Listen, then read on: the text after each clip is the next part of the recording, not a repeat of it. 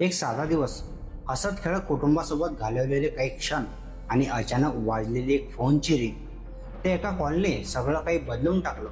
चेहऱ्यावरचं हसू क्षणात गायब झालं, डोळ्यात भीती दाटली आणि काही मिनिटातच एका तरुणाने आयुष्याचा शेवटचा निर्णय घेतला. जळगावमधील ही घटना प्रत्येकाच्या मनाला हादरवून टाकणारी आहे.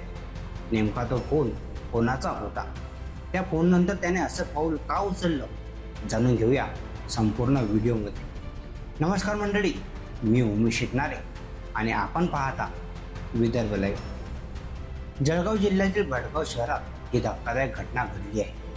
खुशालप्पा नगरात राहणारा 22 वर्षीय स्वप्नील प्रवीण शिंपे एक सामान्य आनंदी स्वभावाचा तरुण, ज्याचा शनिवारचा दिवस अगदी नेहमीसारखा सुरू झाला होता.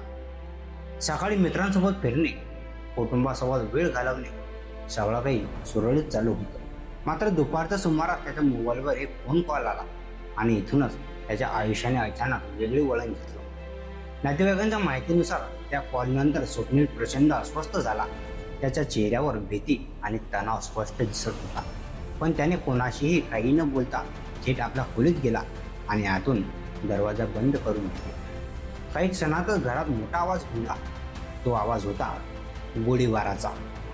घरच्यांनी धावत जाऊन खिडकीतून पाहिलं आणि समोर होतं ते अंगावर काटा आणणारं दृश्य.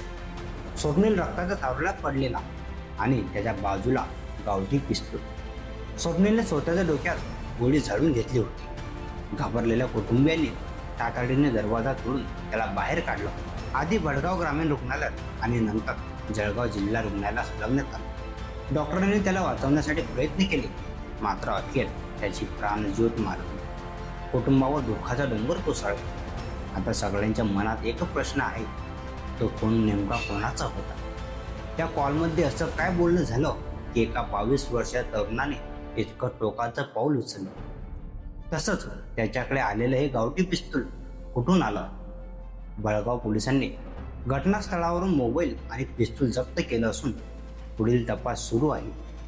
मोबाईलचं लॉक उघडल्यानंतरच या घटनेमागचं खरं कारण नेमकं समोर येईल.